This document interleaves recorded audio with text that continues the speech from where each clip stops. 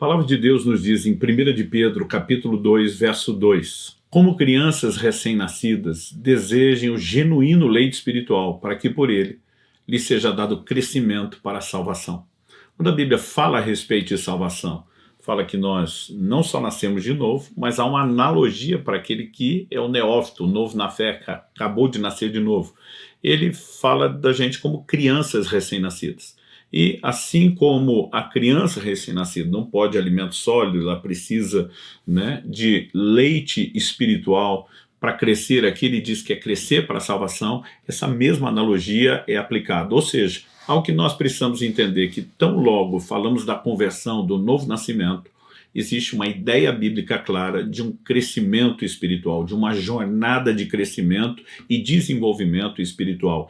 Esse ensino também é claramente abordado na Bíblia, apresentado de forma recorrente e precisa de uma sistematização, sendo apresentado e reconhecido como um dos fundamentos doutrinários. Esse é o tema da nossa aula de hoje, o crescimento espiritual. Vimos que no ensino de Pedro, ele fala da necessidade do crescimento, no sentido de apontar a importância, mas ele também diz que nós devemos desejar, ou seja, isso tem que ser almejado. Agora, só será almejado pelos crentes se, evidentemente, eles tiverem instrução, orientação a respeito do que é e da sua importância. Sabemos também que o crescimento espiritual não é automático.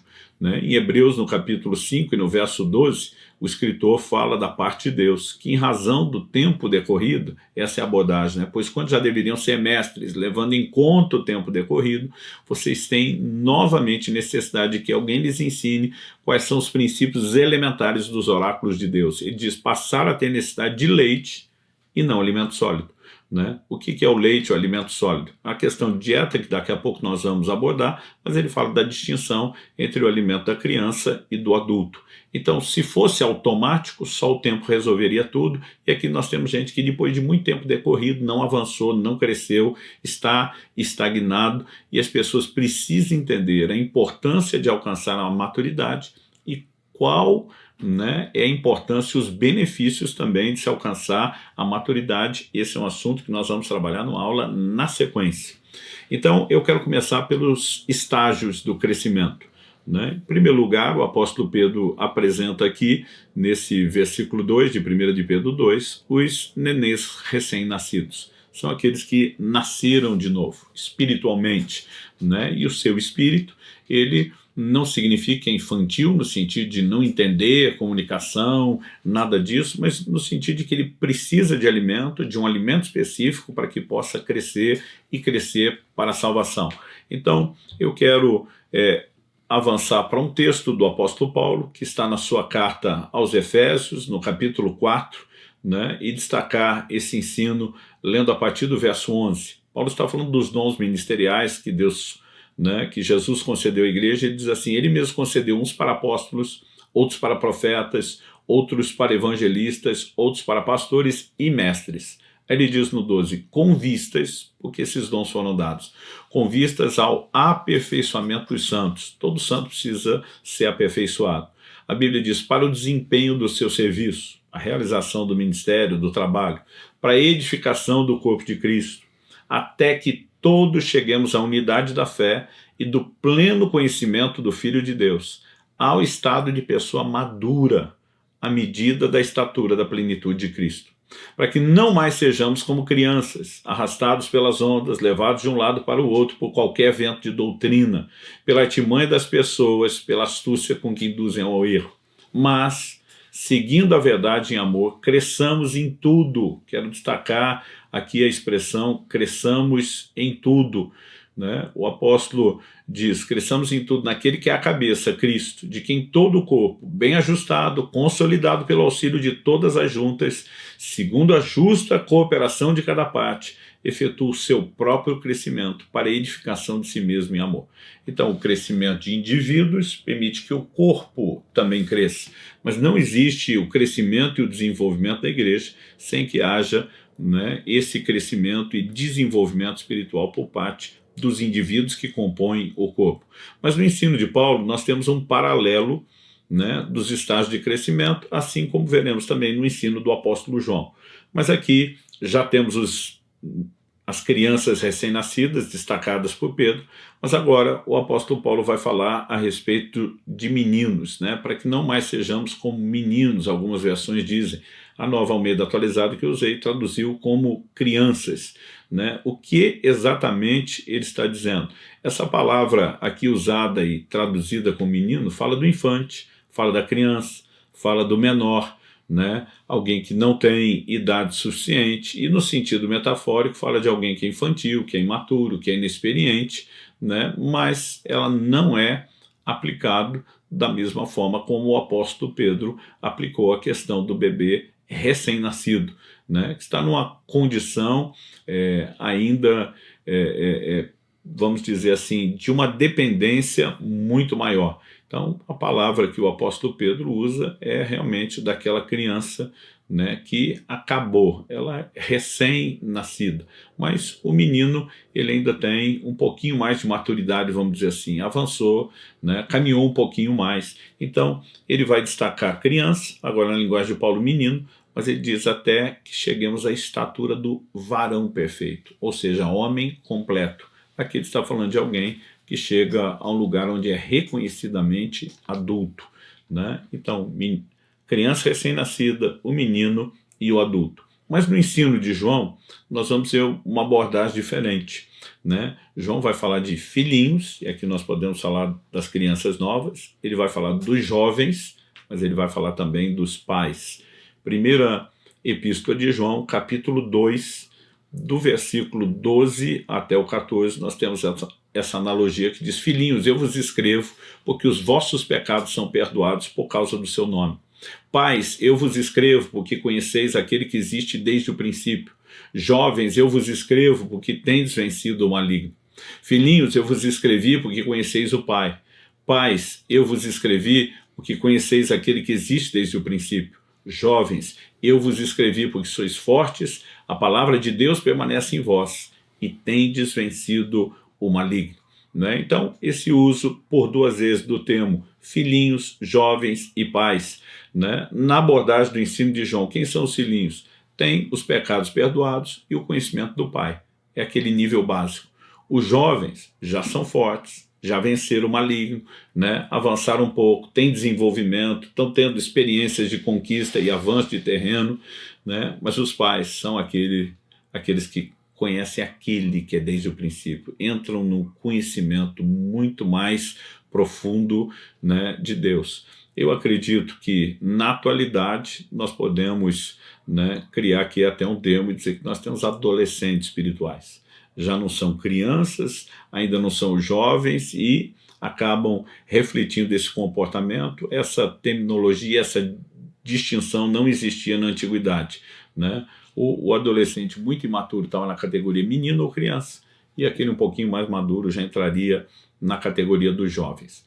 Além de reconhecer os estágios do crescimento, é importante que a gente também reconheça a dieta de cada fase. Assim como no mundo natural, no plano espiritual, nós também temos necessidade de alimento.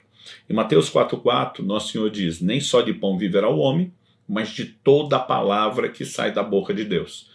Então, assim como o corpo natural precisa do alimento, né, para a sua subsistência, o espiritual também precisa, e esse alimento espiritual é a palavra de Deus. Né? A fé, ela também precisa ser alimentada pela palavra de Deus, que é parte da característica. Nós somos salvos pela fé, né? A justiça de Deus se revela no evangelho de fé em fé. Então, a fé também é alimentada, não só o nosso próprio espírito, mas a fé. Em 1 Timóteo 4,6, Paulo fala, olha, você vai ser nutrido pelas palavras de fé que pregamos. Em Romanos 10,17, a Bíblia diz que a fé vem por ouvir, e ouvir a palavra de Cristo. Mas a gente também reconhece que cada estágio de crescimento, desde o recém-nascido, né, dos meninos, dos jovens ou dos adultos, cada um tem o seu próprio tipo de alimento. Eu li anteriormente Hebreus, capítulo 5, o versículo 12, que fala daqueles que já deveriam ser mestres pelo tempo decorrido, mas tem que voltar aos princípios elementares da palavra de Deus, e que eles estão como quem necessita de leite e não de alimento sólido. Deixamos claro aqui, né, a comparação do nível de dieta. Agora eu quero avançar lendo o verso 13 e o 14. Ora, todo aquele que se alimenta de leite é inexperiente na palavra da justiça, porque é criança, né? Mas a Bíblia, por outro lado, diz, mas, e aqui a gente precisa entender o contraste, mas o alimento sólido é para os adultos, para aqueles que, pela prática, têm as faculdades exercitadas para discernir não somente o bem, mas também o mal. Então vamos lá, existe não só a necessidade de um alimento espiritual, mas cada fase tem a sua própria dieta.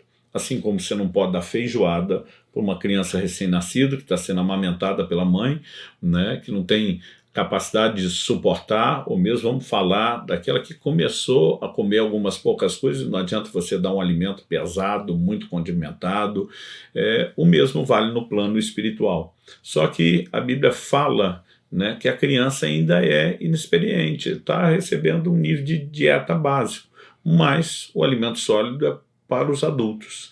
E a Bíblia fala que pela prática, né, uma prática de vida cristã, colocando aquilo que ouviu e aprendeu para funcionar, a Bíblia diz as faculdades são exercitadas para discernir não somente o bem, mas também o mal. Ou seja, não só fazer o que é correto, mas evitar aquilo que é errado. E a partir desse momento que nós vamos crescendo, né, a dieta de fato muda. E acredito que hoje em dia nós temos um grande desafio, né? Quando estamos falando, por exemplo, do Ministério de Ensino no púlpito, nós temos novos convertidos, nós temos crianças na fé, nós temos jovens, nós temos adultos, e muitas vezes é difícil você nivelar as pessoas, tanto que há muitos assuntos profundos que nós simplesmente não conseguimos abordar em qualquer reunião, né? Nós olhamos para algumas declarações que são feitas na palavra de Deus, o próprio verso 11 de Hebreus 5, que eu não li antes, diz, a esse respeito temos muitas coisas a dizer, coisas difíceis de explicar, porque vocês se tornaram tardios em ouvir, né? Então, assim, aqueles que não se exercitam têm determinados assuntos que eles não vão conseguir compreender, que eles não vão conseguir absorver, eles simplesmente não vão conseguir assimilar, porque não tem estrutura para isso. Mas agora voltando aqui na questão da dieta de cada fase, né, nós também precisamos entender que há limites para cada um desses estágios. Em 1 Coríntios 3, Paulo vai usar essa mesma analogia, né, que aparece no livro de Hebreus, no capítulo 5, ela aparece em 1 Coríntios 3. O apóstolo diz assim, a partir do verso 1, eu, porém, irmãos, não pude falar a vocês como pessoas espirituais, e sim como a pessoas carnais, como a crianças em Cristo. Eu lhes dei leite para beber, não pude alimentá-los com comida sólida, porque vocês ainda não podiam suportar. Nem ainda agora podem, porque vocês ainda são carnais. Aí ele vai dar o exemplo de carnalidade. Porque se há ciúmes e brigas entre vocês, será que isso não mostra que são carnais e andam segundo os padrões humanos? Outras traduções dizem, andam segundo os homens. Acho curioso a frase, vocês não podiam suportar, né? Então não se trata apenas de, olha, seria bom esperar a hora certa para ele aprender melhor. Não, ele está dizendo que tem gente que não pode suportar. Eu vejo muito novo convertido que não entendeu nem os passos básicos da fé, sai desesperado na internet, querendo participar de tudo quanto é fórum, discussão teológica, tentando entrar em doutrinas são profundas, e eu vejo muita gente se perder, porque eles não conseguem suportar, né? Aliás, o próprio Jesus falou isso para os discípulos, né? No Evangelho de João, no capítulo 16, nós temos uma orientação prática de Jesus sobre isso que não pode ser ignorada. João 16, né, verso 12, Nosso Senhor diz, 12 e 13, tenho ainda muito para lhes dizer, mas vocês não podem suportar agora. Não quer dizer que não vai suportar nunca, mas naquele estágio de maturidade não podiam. Porém, verso 13, quando vier o Espírito da verdade, ele os guiará em toda a verdade. Ele não falará por si mesmo, mas dirá tudo o que ouvir e anunciará a vocês as coisas que estão para acontecer. Então Jesus está dizendo, vocês têm que aprender? Tem. É importante que vocês sejam orientados? Sim. Mas eu vou fazer isso agora? Não. Por que não? Porque agora vocês não podem suportar. Agora, por outro lado, nós também precisamos reconhecer o prejuízo de quem vive sem entendimento espiritual. Jesus diz em João 8,32, conhecereis a verdade e a verdade vos libertará. Então, quando você pega a frase final de Jesus, parece que é a verdade que liberta. Mas se você pegar o contexto todo, é o conhecimento da verdade. Então, pessoas que não crescem na dieta e não entram no lugar mais claro de conhecimento, elas vão sofrer prejuízo. Oséias capítulo 4, verso 6, né, também traz essa advertência e mostra que o povo de Deus tem perecido por causa de ignorância, por falta de entendimento. Deus diz: o meu povo está sendo destruído, pois lhe falta o conhecimento. De que conhecimento Deus está falando? Na sequência, ainda no verso 6, ele diz: pelo fato de vocês, sacerdotes, rejeitarem o conhecimento, também os rejeitarei, para que não sejam mais sacerdotes diante de mim. Visto que se esqueceram da lei do seu Deus, também eu me esquecerei dos seus filhos. Né? Então, qual conhecimento foi rejeitado? O conhecimento da lei de Deus. E o povo estava sendo destruído, que faltava o conhecimento da lei. Estavam quebrando princípios sem saber, por ignorância, colhendo as consequências do princípio, né, que eles quebravam justamente porque ignoravam aquilo que estavam quebrando. Então, nós precisamos, de fato, reconhecer e entender que é importante que haja conhecimento espiritual, é importante que haja entendimento, embora a progressão ela precisa estar relacionada com cada fase. Né? Não dá para despejar tudo uma vez, não tem como se conhecer tudo da noite para o dia, mas é evidente que Deus quer que a gente conheça não só a doutrina, mas de maneira prática aquilo que Ele nos tem dado, aquilo que Ele nos tem concedido. Né? Então, por exemplo, a palavra de Deus faz a seguinte declaração em 1 Coríntios capítulo 2, verso 12. Nós não temos recebido o Espírito do mundo, e sim o Espírito que vem de Deus, para que conheçamos o que por Deus nos foi dado gratuitamente. Né? Então Deus quer que a gente conheça aquilo que é nosso, as bênçãos, a nossa herança, o que podemos desfrutar, evidente. Né? A palavra de Deus está aí para ser orientada, o Espírito Santo nos foi dado para isso. Agora, isso não significa que a gente tem condição de absorver tudo da noite para o dia, né? Muito menos de poder processar isso devidamente. Então, há que se ter paciência e saber trabalhar de forma paulatina, progressiva, o crescimento e o desenvolvimento, né, de cada cristão. Então, você, enquanto indivíduo, deve olhar para si e dizer: poxa, eu preciso gastar mais tempo com a palavra de Deus, eu preciso ler, eu preciso de ensino. E há muitas ferramentas que ajudam. Uma das razões pelas quais estamos gravando vídeos como esse dos fundamentos doutrinários é para que as pessoas possam receber o conhecimento. Agora, há elementos, falando da vida prática, do impacto que isso vai ter não só na mente, no conhecimento mental, né, mas na mudança de vida, que depende da maturidade de cada um. Eu já ouvi as mesmas verdades, né, sendo pregadas às vezes até pelas mesmas pessoas, em momentos diferentes da minha vida. Então, numa época em que não havia maturidade, aquilo não produzia impacto. Mais para frente, anos depois, com mais bagagem de experiência espiritual, depois de um certo crescimento, a capacidade de perceber e corresponder a essas mesmas verdades mudava completamente. Né? Então, assim como nós vemos em relação ao comportamento de uma criança, de um adolescente, de um jovem, de alguém já maduro, no plano espiritual não é diferente. E acredito que reconhecer essas fases, os estágios do crescimento, nos ajuda não só a pensar na dieta que a pessoa precisa, mas também nós precisamos saber lidar com paciência com cada caso. O apóstolo Paulo fala que o comportamento, e não só a dieta, ele também está relacionado, né, com a fase que cada um vive. Por exemplo, em 1 Coríntios 13, 11, Paulo diz: quando eu era menino, falava como menino, sentia como menino, pensava como menino. Quando cheguei a ser homem, desisti das coisas próprias de menino. Então tem brincadeiras do menino que você não deveria encontrar mais na vida de um homem adulto. Né? E tem comportamentos da criança que não pode estar presente na vida de quem cresceu. Mesmo entre um jovem, né, já com um pouco de maturidade, uma criança vai ter diferença de comportamento. Né? Não dá para esperar que um jovem de 18 anos alistado no exército grite lá do banheiro: o banheiro vem me limpar. Né? Então a Bíblia fala que o comportamento também denuncia a fase em que a pessoa está. E nós precisamos saber lidar com paciência, principalmente com aqueles que são novos, que ainda não cresceram.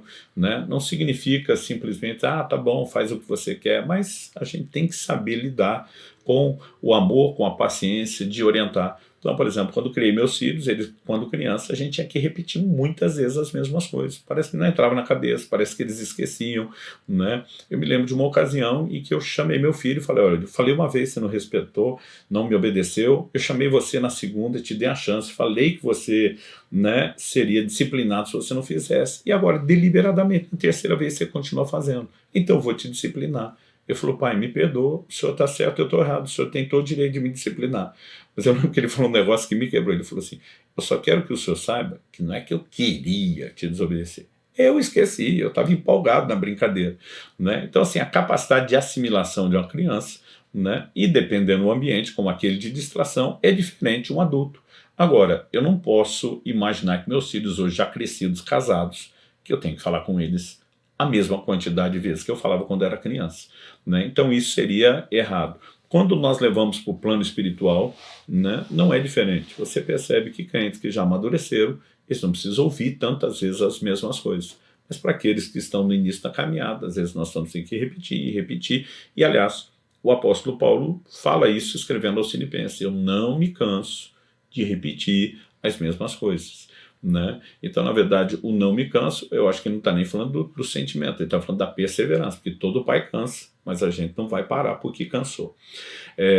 Quando também olhamos para Hebreus capítulo 2, a Bíblia diz, importa que nos apeguemos com mais firmeza às verdades ouvidas. Então, tem que ter repetição até que vire convicção. Então, nessa dieta é muito importante que a gente saiba como trabalhar, né, essas verdades. Então, por exemplo, pastores e líderes, nem todo culto a gente tem que abordar assuntos profundos demais. A gente tem que ter orientações práticas, claras para o rebanho, para que eles saibam como viver a vida cristã.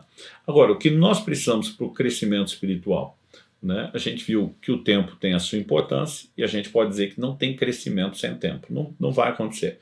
Jesus diz em Marcos 4, de 26 a 29, que o reino de Deus é semelhante a um homem que planta a semente no campo, ela germina sem saber como e diz, primeiro vem a erva, depois a espiga, depois o grão cheio na espiga, mas só quando tiver maduro é que pode colher.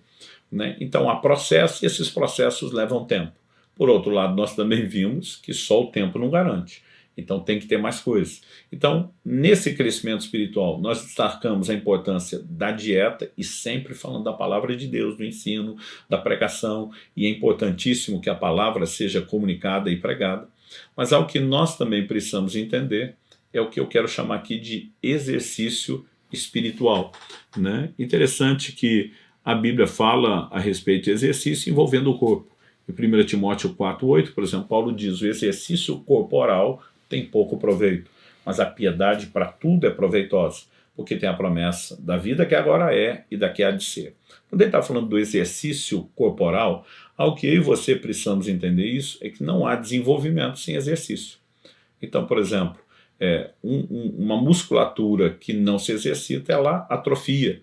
Né? Então, a própria criança, ela precisa de movimento. E à medida que vai crescendo, se desenvolvendo, todo o movimento de exercício físico, não importa se estamos falando de uma caminhada, das brincadeiras, tem um papel no desenvolvimento físico da própria criança. E entendemos que esse paralelo também se aplica, né, para todos os níveis do ser humano. O ser humano é um ser tripartido. Então, 1 Tessalonicenses 5,23 dizem que o vosso espírito e alma e corpo sejam conservados plenamente irrepreensíveis até a vinda de nosso Senhor. Então sabemos que o homem é um espírito, ele tem uma alma, né? E esse espírito que tem uma alma habita, vive dentro de um corpo. Assim como o corpo se exercita, a mente também.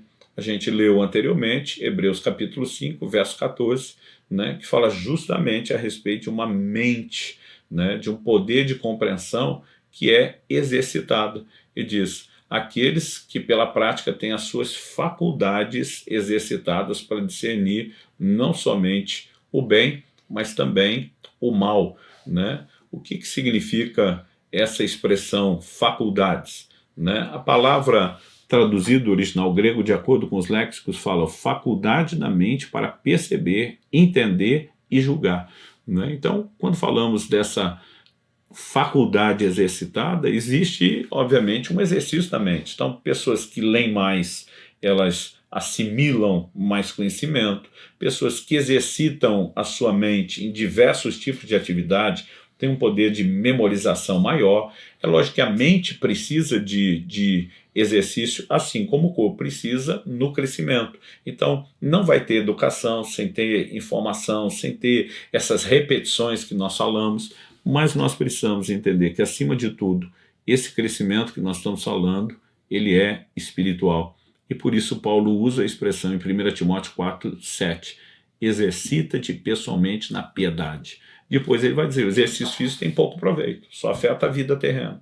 A piedade para tudo é proveitosa, porque tem a promessa da vida que é agora e daqui há de vir, né? Mas como que se exercita na piedade? Essa é a pergunta a ser feita, né? O nosso espírito e a nossa vida espiritual pode ser exercitada.